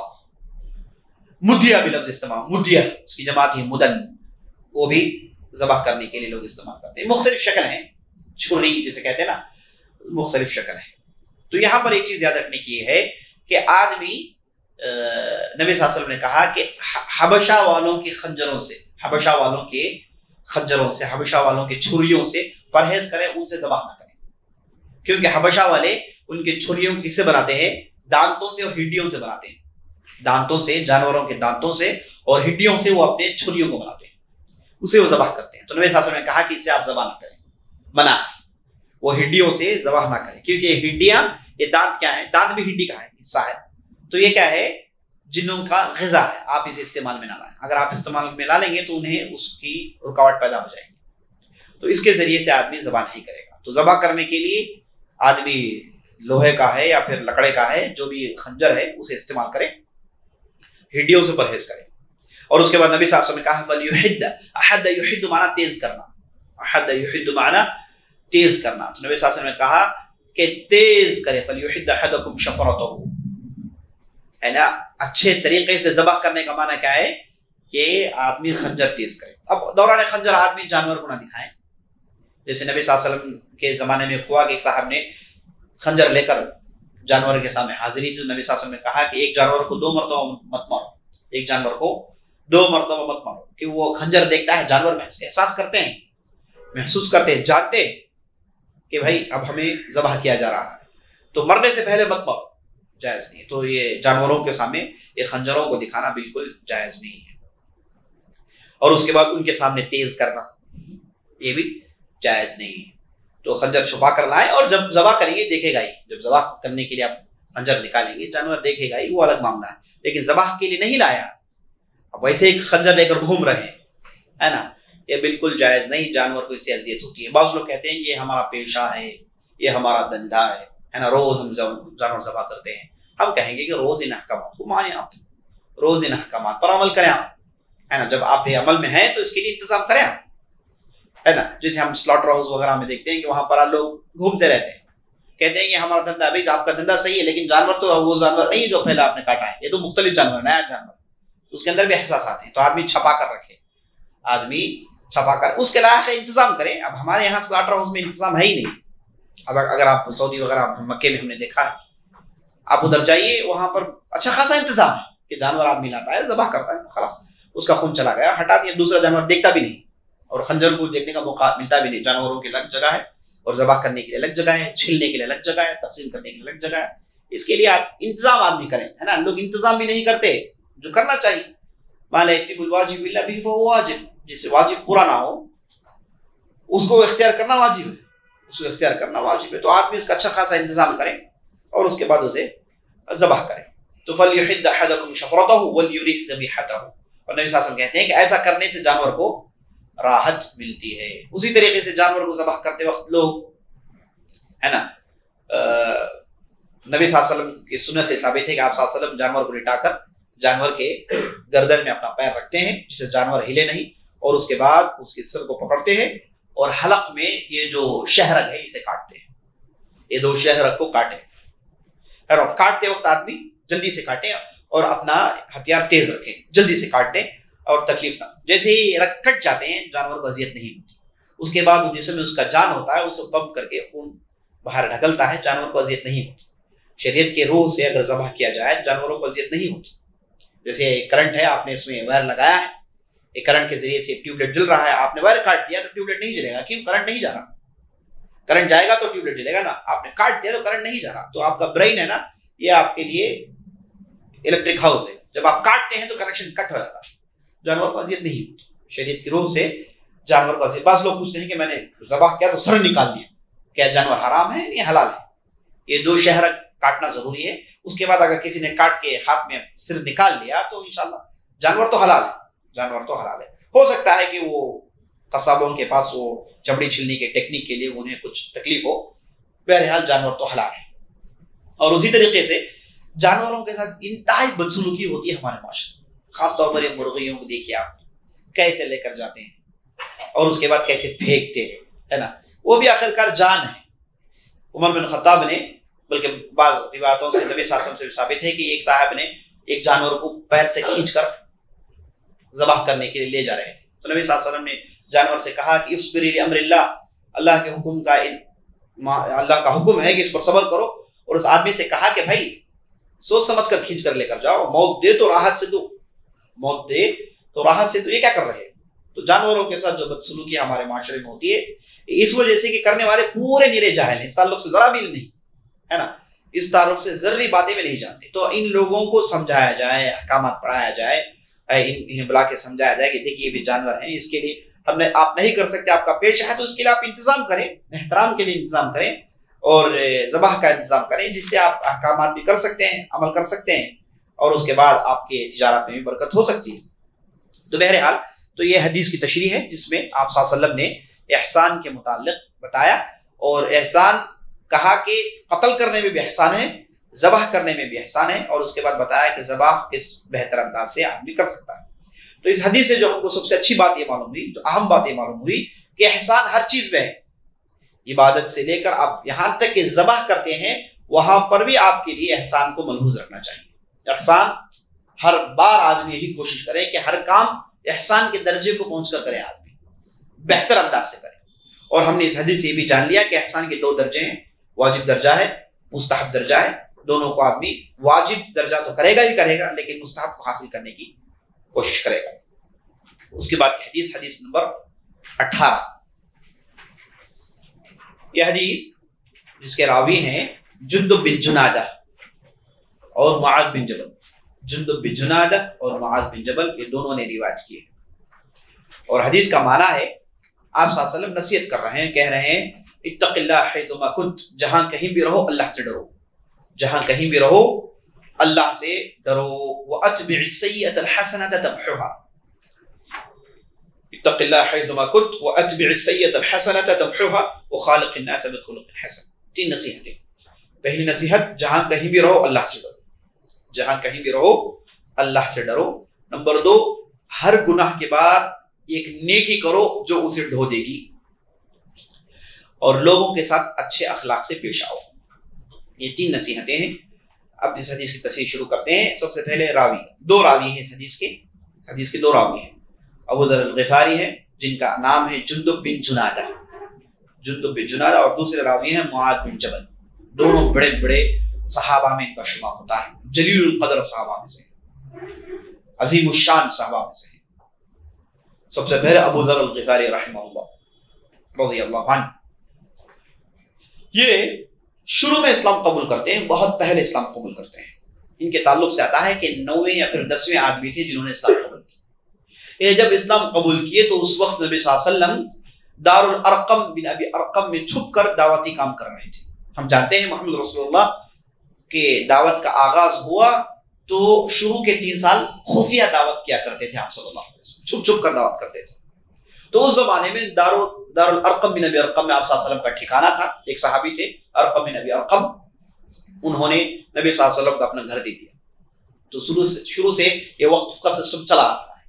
دین کے کام کرنے کے لیے لوگ وقف کرتے ہیں, جگہوں کو وقف کرتے ہیں تاکہ وہاں پر دین کا کام ہو. یہ بہترین سنت ہے اور جو بھی لوگ کریں گے اس میں ضرور ارقم بن ابی ارقم کو اس کا حصہ ملے گا, کیونکہ انہوں نے ایجاد کیا. سب سے پہلے انہوں نے نبی صلی اللہ علیہ وسلم کو اپنا گھر دیا, کہا کہ آپ یہاں مرکز بنائیے, یہاں مسجد بنائیے, یہاں سے اپنی دعوت کا آغاز کیجیے. تو نبی صلی اللہ علیہ وسلم ان کے گھر میں ٹھہر کر دعوت کا کام کرتے تھے. تو ابو ذر الغفاری اپنے علاقے کے رہنے والے تھے. بنو غفارہ سے ان کا تعلق تھا. بنو غفارہ ایک لٹیرا قبیلہ تھا, ایک لٹیرا قبیلہ جسے لوگ ڈرتے تھے, پورے قبائل ڈرتے تھے, ہے نا, جنگجو لوگ تھے, جھگڑالو لوگ تھے. تو ان سے ان کا تعلق تھا. ابو ذر الغفاری کے تعلق سے آتا ہے کہ ایک ایسے آدمی تھے جنہوں نے شرک نہیں کیا. اسلام سے پہلے بھی انہوں نے شرک نہیں کیا. یہ کہتے ہیں کہ اپنے تعلق سے کہتے ہیں کہ میں عبادت بھی کیا کرتا تھا, نماز بھی پڑھتا تھا, اور میری نماز کا طریقہ یہ تھا کہ میں سیدھے سر نیچے کر کے نیچے لیٹ جاتا تھا اور اس کے بعد اللہ اللہ کہتے رہتا تھا, ایک اللہ کو یاد کرتا تھا میں. تو یہ ان کی عبادت کرنے کا طریقہ تھا. تو انہوں نے کبھی بھی شرک نہیں کیا, کبھی بھی شرک نہیں کیا. اپنے علاقے میں رہتے تھے اور پہلے سے ہی بڑے نیک آدمی تھے. مزاج ان کی بڑی اچھی ہوا کرتی تھی. تو ان کے بھائی ایک تھے جنہوں نے نبی صلی اللہ علیہ وسلم کے تعلق سے خبر دی. وہ مکہ گئے, مکے سے واپس آئے تو انہوں نے خبر دی کہ دیکھیں محمد نامی ایک صاحب آئے ہیں, اس تعلق سے مکے میں غلغلہ چل رہا ہے. تو ابو ذر الغفاری جب نبی صلی اللہ علیہ وسلم کے تعلق سے سنتے ہیں تو فوراً ملنے کی خواہش آتی ہے. تو اپنے علاقے سے نکل کر مکہ پہنچتے ہیں اور مکے میں جیسے داخل ہوتے ہیں لوگوں سے پوچھنا شروع کرتے ہیں کہ محمد کہاں ہے نا. ایک ایسا دور تھا کہ محمد کا نام لینا موت کو چتاونی دینا تھا. اب یہ لوگوں سے پوچھ رہے ہیں. اتفاقاً ان کی ملاقات علی بن ابی طالب سے ہو جاتی ہے, اور علی بن ابی طالب اس وقت ان کی عمر 9 سے زیادہ نہیں تھی. تو انہوں نے ابو ذر الغفاری کو دیکھا, سمجھ لیے کہ ایک باہر سے آئے ہیں اور محمد رسول اللہ سے ملنا چاہتے ہیں. تو سیدھے ابو ذر الغفاری سے گئے, جا کر کہا کہ آپ شاید محمد رسول اللہ سے ملنا چاہتے ہیں. کہا کہ ہاں. کہے کہ آپ ایسا پوچھیں گے تو معاملہ ہے, پریشان کن معاملہ ہے, آپ میرے پیچھے چلیں. اگر میں ایک جگہ جھک کر میرے چپل کو درست کروں تو سمجھ لینا کہ وہی جگہ ہے, وہاں سے آپ بائیں طرف نکل جانا, ہاں بائیں طرف نکل جانا, وہاں آپ کو محمد رسول اللہ مل جائیں گے. تو اس طریقے سے ابو ذر الغفاری محمد رسول اللہ سے ملاقات کرتے ہیں اور کہتے ہیں کہ یا رسول اللہ میں اسے ڈکلیئر کرنے والا ہوں.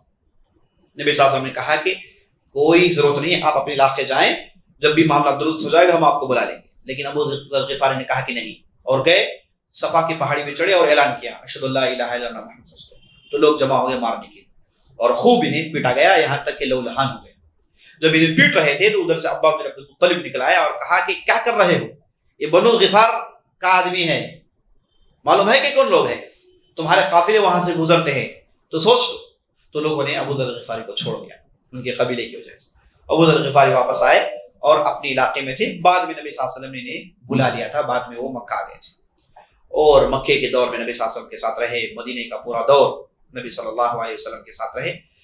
معلوم ہوتا ہے کہ یہ 48 ہجری کے آس پاس ان کی وفات ہے.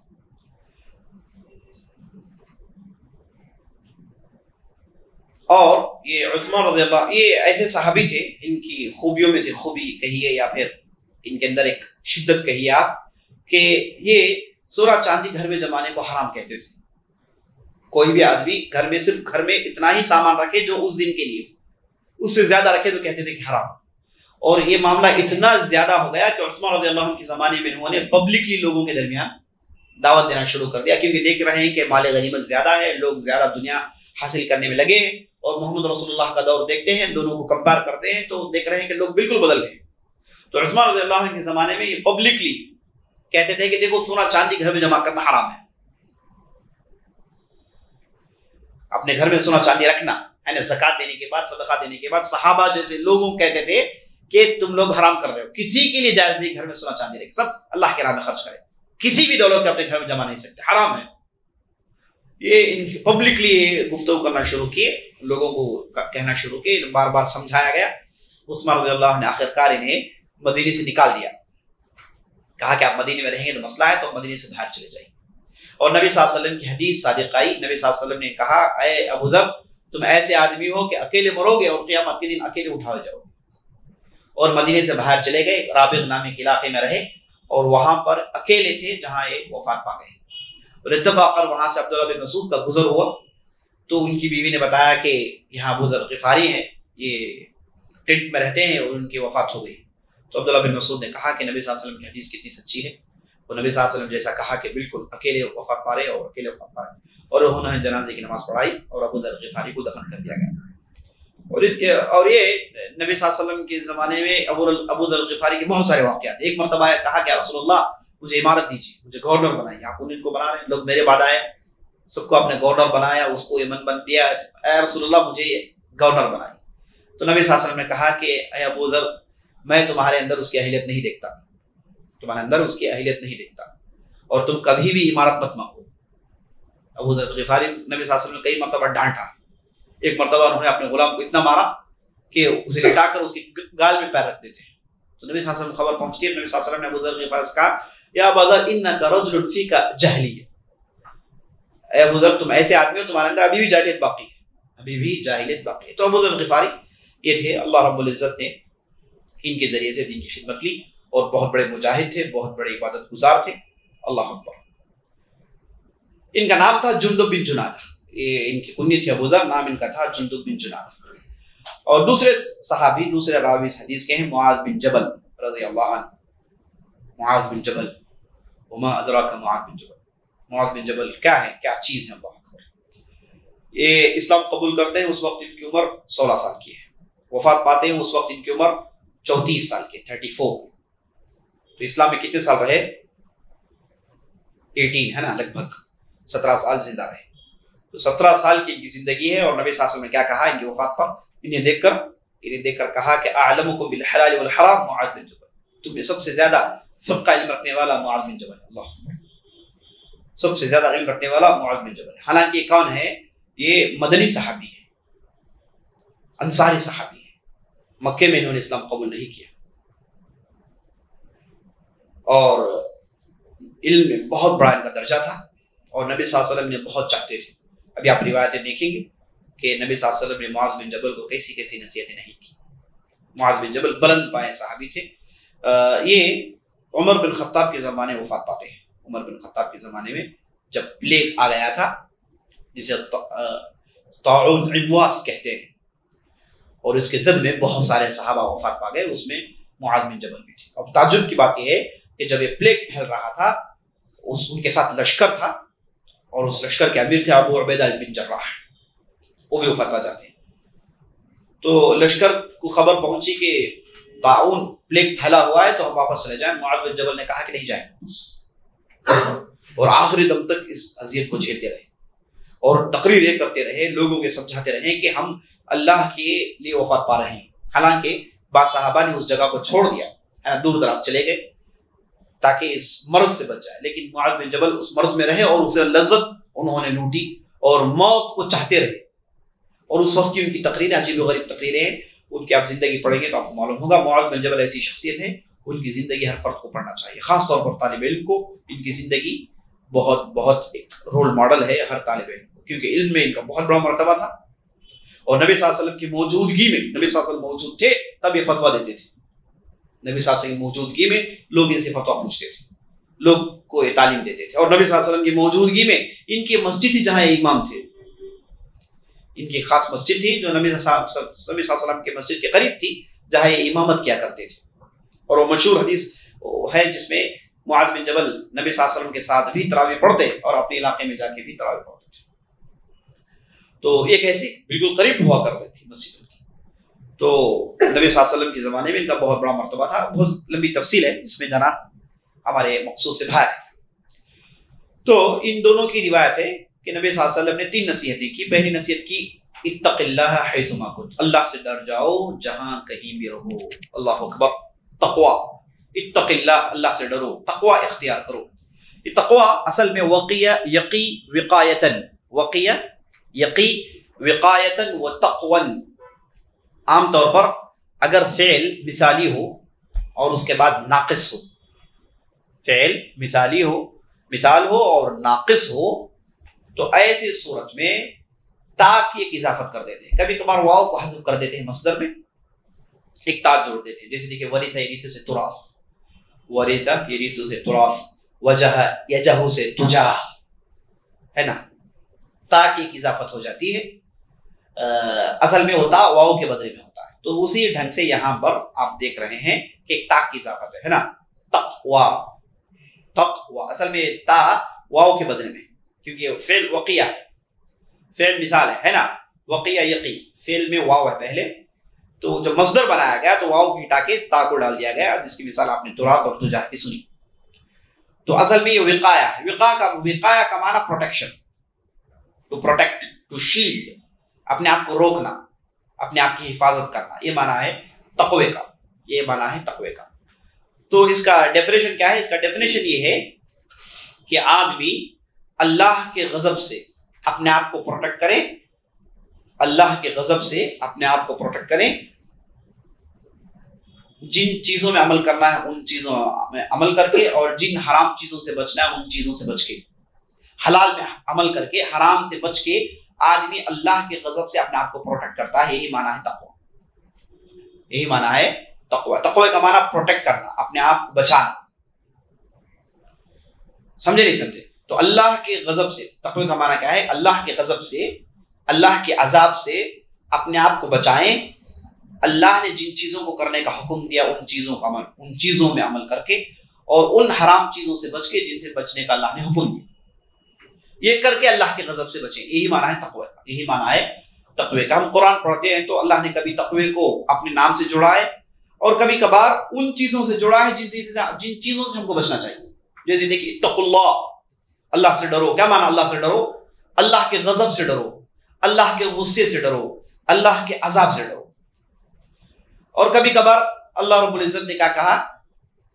اتقوا یوما ترجعون فیہ الی اللہ، اس دن سے ڈر جاؤ جس دن میں آپ کو اللہ کی طرف رجوع کرنا ہے. اتقوا یوما لا تجزی نفس، اس دن سے ڈر جاؤ جس دن میں آپ کو جزا ملنے والا ہے.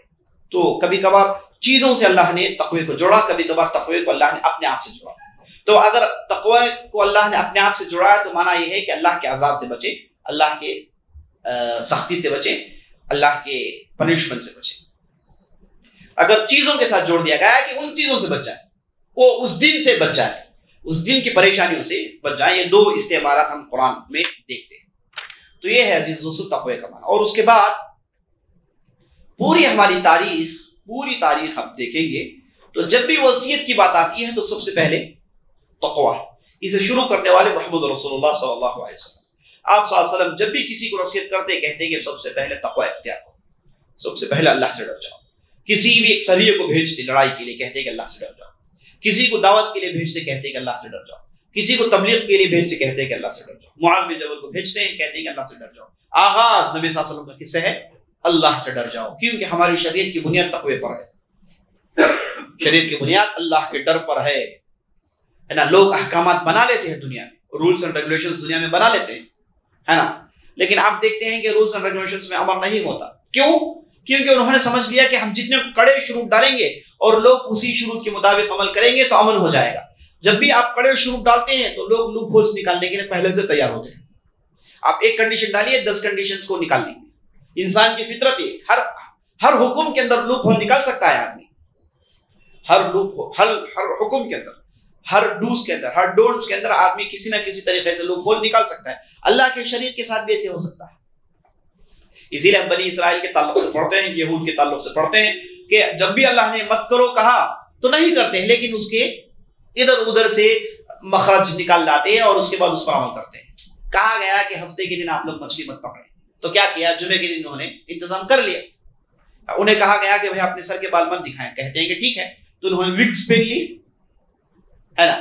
تو اس ڈھنگ سے کسی نہ کسی طریقے سے اللہ کے احکامات میں بھی مخارج ڈھونڈتے ہیں. یہ انسان کی فطرت ہے، ایسے ہوتا ہے. تو اسے کیسے روکے آپ؟ یاد رکھ لیجیے تقوی کے علاوہ کوئی چارہ نہیں ہے.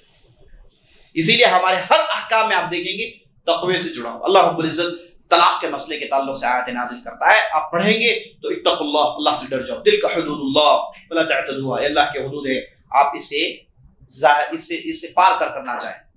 تو تقوی کو اللہ نے بنیاد بنائی، اور تقوی ایک ایسی چیز ہے جس کا حکم ہمیشہ لوگوں کو دینا چاہیے. اس تعلق سے لوگ گفتگو کرتے رہے، اور اللہ نے قرآن میں کہا یا ایھا النبی اتق اللہ، اے نبی اللہ سے ڈر جاؤ. نبی اللہ سے نہیں ڈرتے، کیا مانا ہے؟ مانا یہ کہ ہاں تم ڈرتے ہو، لیکن تقوی ایک ایسی چیز ہے اس میں آپ کو ہمیشہ کامزن رہنا ہے، پوری زندگی اسی کے شیڈ میں آپ کو گزارنا ہے. تقوی کا شیڈ، تقوی کا چھت ہمیشہ ہو، اس کے نیچے آپ ہمیشہ کھڑے رہیں، اس شیڈ کو آپ کے اوپر سے جانے نہ دیں. یہی انسان کی کوشش ہونی چاہیے. اسی لیے ہم دیکھتے ہیں اللہ نے نبی کو تقوی کا حکم دیا، انبیاء کو تقوی کا حکم دیا، نیک صالحین لوگوں کو تقوی کا حکم دیا، اور تقوی پر اللہ نے اب جا بجا ابھارا. احکامات کا ذکر آتا ہے تو تقوی آپ دیکھیں گے، آپ کو جنت کا ذکر آتا ہے تو آپ تقوی کا ذکر سنیں گے. متقین کے لیے کیا کیا ہے تقوی پورے قرآن میں آپ دیکھیں گے. اللہ اکبر، مختلف اللہ رب العزت نے ان کے اوصاف کی دعا ہے. تو بہرحال عزیز دوستو، تقوی بنیاد ہے ہر احکامات کی. یعنی آپ بنا لیجیے کڑے شروط. ڈرنے والا اگر اللہ سے نہیں ڈرے ہے نا، ظاہری طور پر اچھا نظر آئے گا لیکن باطنی طور پر کچھ نظر نہیں آئے گا. تو تقوی کو ہمارے سمجھیے کہ پورے اسلامی میکانزم کا یہ موٹر ہے. تقوی یہ بہت ضروری ہے. آدمی اللہ سے ڈرے، اپنے لین دین میں اللہ سے ڈرے، ہر معاملے میں اللہ سے ڈرے ہے نا. فلاں آدمی بڑا بیٹھا ہے، فلاں آدمی سزا دینے کے قاضی ہیں، امیر ہیں، خلیفہ ہیں، سب ہیں صحیح بات، لیکن آپ اللہ سے ڈرتے رہیں. یہ تقوی بنیاد ہے عزیز دوستو. اور وصیت میں خاص طور پر اگر آپ سے کسی نے وصیت پوچھی یا پھر آپ کسی سے وصیت سنتے ہیں تو سب سے پہلے کیا سنیں؟ تقوی کا ذکر سنیں. نبی صلی اللہ علیہ وسلم کی وصیتوں میں ہمیشہ پہلے تقوی ہوتا ہے، اور متقی ہی کے لیے یہ جنت ہے. جو لوگ متقی نہیں ان کے لیے جنت نہیں ہے، ہرگز نہیں. تو نبی صلی اللہ علیہ وسلم نے اس وجہ سے تقوی سے آغاز کیا، کہا اتق اللہ حیثما کنت. اور نبی صلی اللہ علیہ وسلم نے تقوی کے ساتھ کسے جوڑا ہے؟ جہاں کہیں بھی رہو. تقوی سے کسے جوڑا ہے؟ جہاں کہیں بھی رہو. انہی معاذ بن جبل کی ایک دوسری روایت ہے جس میں اتق اللہ حیثما کنت کہنے کے بعد نبی صلی اللہ علیہ وسلم نے کہا استحی من اللہ کما تستحی من رجل ذی ہیبۃ من اہلک. اللہ سے ڈر جاؤ جہاں کہیں رہو، اور اللہ سے شرم اختیار کرو. اللہ سے شرم اختیار کرو جیسے تم تمہارے گھر کے ایک بڑے ذی وقار آدمی کو دیکھ کر شرم اختیار کرتے ہو. تو آدمی جہاں کہیں بھی رہیں اللہ سے ڈرے. تو اللہ کے ڈر کو جگہ سے جوڑا گیا ہے. کیوں؟ کیونکہ آدمی ہو سکتا ہے کہ ایسے ماحول میں رہے، لوگوں کے درمیان رہے جو متقین ہیں، تو وہاں یہ تقوی اختیار کر سکتا ہے. لیکن وہاں سے نکل کر کہیں اور جگہ گئے، ایک ایسی جگہ چلا گیا جہاں کوئی نہیں جانتا اسے، وہاں یہ بالکل پردیس ہے، کوئی اسے جانتا نہیں. تو ایسی صورت میں ہو سکتا ہے کہ آدمی غلط کر بیٹھے. تو نبی صلی اللہ علیہ وسلم کہتے ہیں کہ اب جہاں کہیں بھی رہو، لوگ آپ کو دیکھتے ہیں کہ نہیں دیکھتے. اسی لیے دوسری روایت میں آیا ہے اتق اللہ فی السر والعلانیہ. آپ چھپے ہوئے ہیں اور لوگوں کے درمیان ہیں، دونوں حالتوں میں اللہ سے ڈرو. آپ خلوت میں ہیں کہ جلوت میں، گھر میں چھپے ہوئے ہیں کہ پبلکلی لائف آپ کی ہے، جہاں کہیں بھی ہو آپ اللہ سے ڈرو.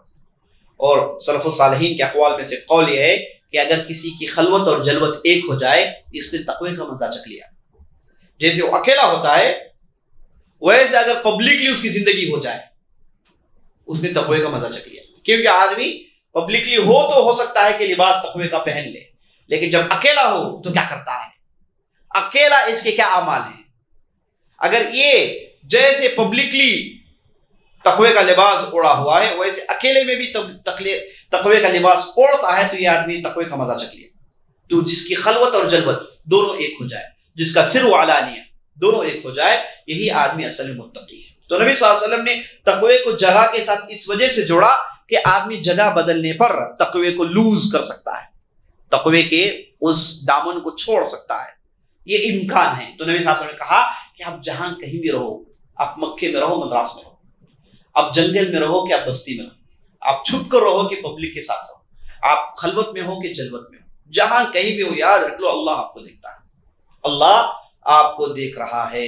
یہ بہت بہت اہم نصیحت ہے، اللہ آپ کو دیکھ رہا ہے۔ آپ اکیلے ہیں، چھوٹا سا ٹرانزیکشن کرتے ہیں، کوئی نہیں، لیکن جان لیجیے اللہ آپ کو دیکھ رہا ہے۔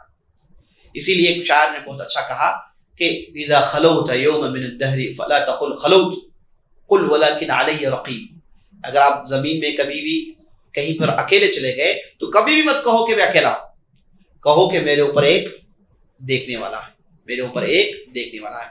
اور اسی لیے ہم وہ قرآن کی آیت پڑھتے ہیں کہ کیا ہے، یا ایھا الناس اتقوا ربکم الذی خلقکم من نفس واحدہ خلق منها زوجها وبث منها رجالا كثيرا ونساء واتقوا الله الذي تساءلون به والارحام ان الله كان عليكم رقيبا۔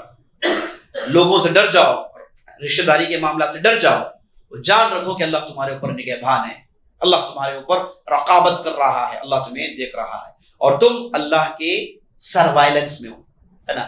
آج اگر کوئی کیمرہ لگا دیا جائے تو آدمی کے اخلاق اچھے ہو جاتے ہیں، ہے نا۔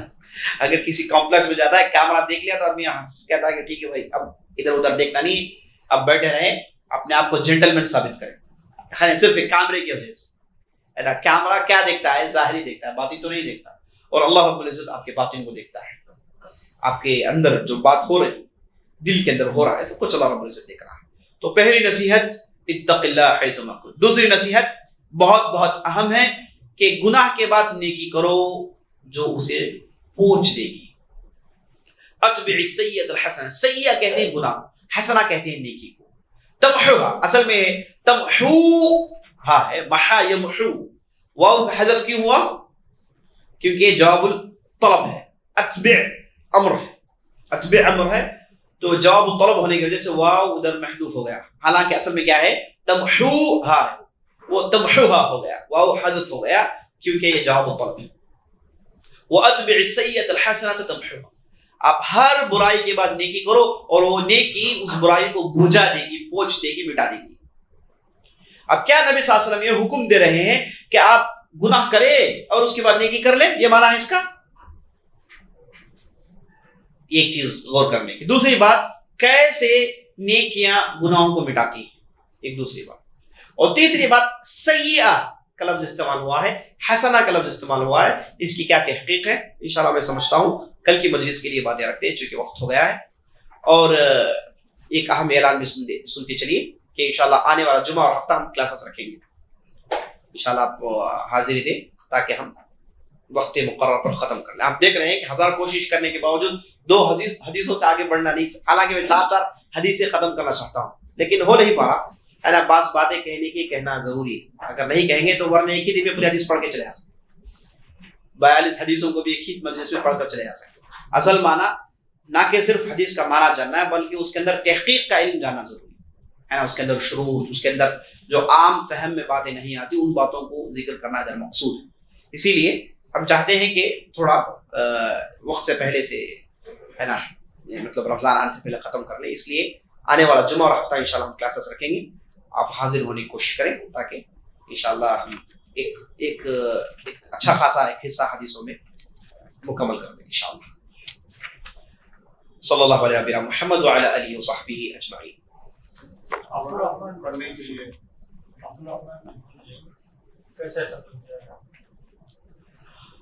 عبد الرحمن بن ملجم جو علی رضی اللہ عنہ کو قتل کیا ہے، اسے واللہ عالم مجھے تو یاد نہیں لیکن اسے قتل کر دیا گیا تھا، اسے قتل کر دیا گیا تھا۔ فی الحال میرے ذہن میں اس کے ساتھ کیا سلوک ہوا تو یاد نہیں۔ اس کی زبان کو جب تک میں مولانا میں ذکر کر رہا ہوں اس کو ہاں مسئلہ نہیں کیا گیا، مسئلہ کسی اس کی زبان کو کاٹا گیا، اس کے آنکھ کان میں سے کاٹتے آئے تو زبان کے اور آئے تو بلا کے. ہاں ہاں نہیں، جیسے آپ سن رہے ہیں خوارج کے ساتھ علی بن ابی طالب اور ان کے لوگوں نے کبھی انہیں جلایا ہے، کبھی انہیں اذیت دی ہے، اور اس پر ابن عباس نے نکیر کیا ہے. ابن عباس نے کہا کہ ایسا نہ کرے، اور ابن عباس کا قول صحیح تھا، لیکن علی بن ابی طالب کا اجتہاد بھی صحیح تھا، کیونکہ انہوں نے سمجھا کہ ایسے لوگوں کے ساتھ ایسا ہی سلوک کرنا چاہیے، ایسے لوگوں کے ساتھ تو تاکہ ایسے لوگ نہ بڑھیں. خوارج ایسی ان کی صفت ہے کہ پھیلتے ہیں، بہت بڑی تیزی سے پھیلتے ہیں، کیونکہ فہم کم ہوتا ہے، دین میں تدبر کم ہوتا ہے، اوپری باتوں کو پھیلاتے ہیں تو لوگ ان کی باتوں میں آ جاتے ہیں، تو بڑی تیزی سے خوارج پھیلتی ہے. تو اس لیے انہوں نے ایسے کڑے سنگین سزائیں دی تاکہ ان کا پھیلنا کم ہو جائے. تو یہ علی بن ابی طالب کا عمل رہا ہے.